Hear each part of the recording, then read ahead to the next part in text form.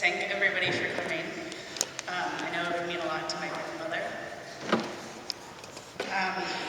So it's always been a little bit complicated being named after my grandmother, logistically just defining the two of us with the same first name. My mother used to call us Big Marguerite and Little Marguerite, which I always thought was funny, since I could fit into my grandma's shoes when I was 8. And I know that I was as tall as she was, now Vader by 10.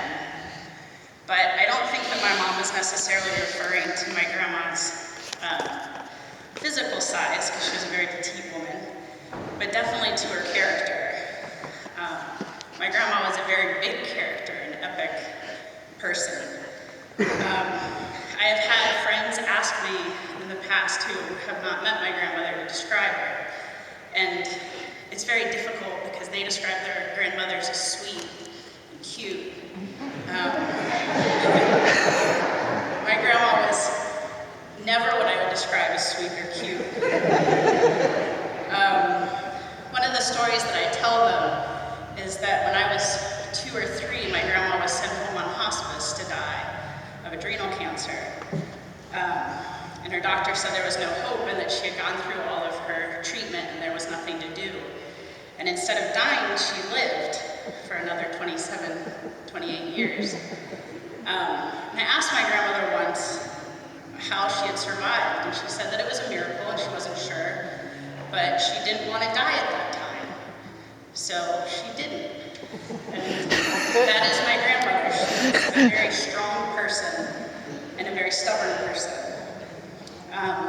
Another story that I often tell about my grandmother to describe her to friends is that she taught me how to read a map. Now, my grandmother taught a lot of people a lot of things, and it's not that she taught me how to read a map, it's how she taught me how to read a map.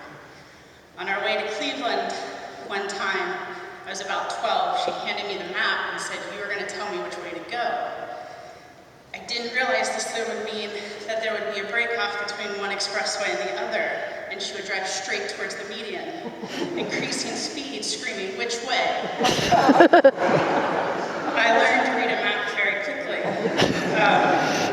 which has always done me well because I'm not very good with directions, so at least she taught me to always find my way home.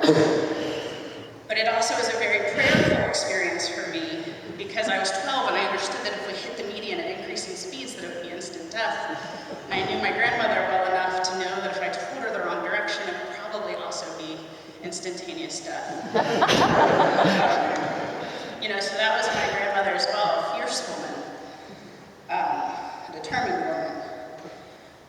My grandma was not always the easiest person to get along with. She could be quite difficult at times. On the same trip where she taught me how to pray and how to read a map, we had picked up my great aunt Patricia in Cleveland and were driving on to Michigan.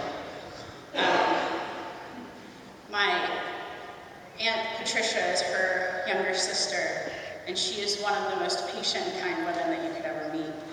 And she took over reading the map for me, which I was eternally grateful. But somehow we got lost, and we ended up in Detroit. We were not supposed to be in Detroit.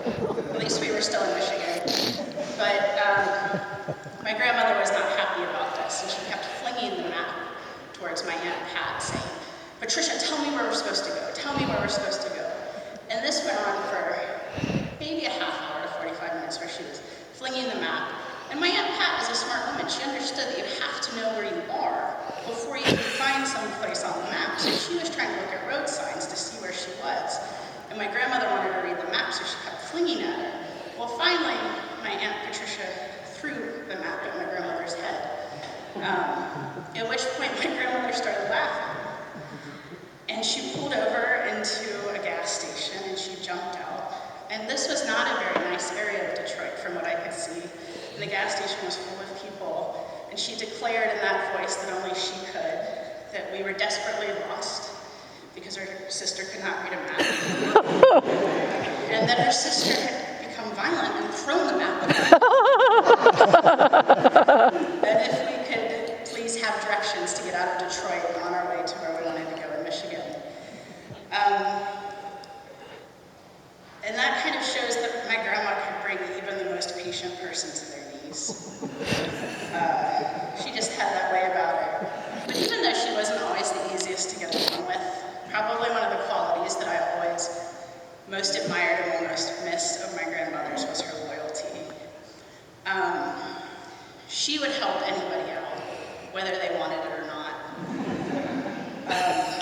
you know, I know that you guys know some of the things that she was involved with, and she was involved in so many volunteer activities in any community project or church project, and if she didn't feel like enough was going on, she'd make up her own project.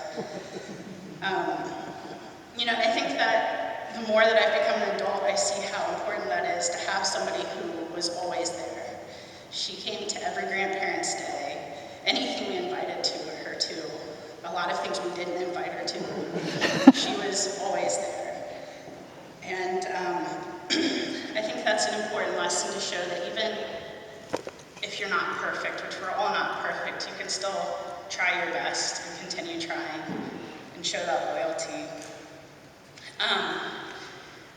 And I think her running from dusk until dawn, always wanting to volunteer and help people, was a big part of her life, and that made it very difficult when she was losing her eyesight and had to give up her license and couldn't drive anymore.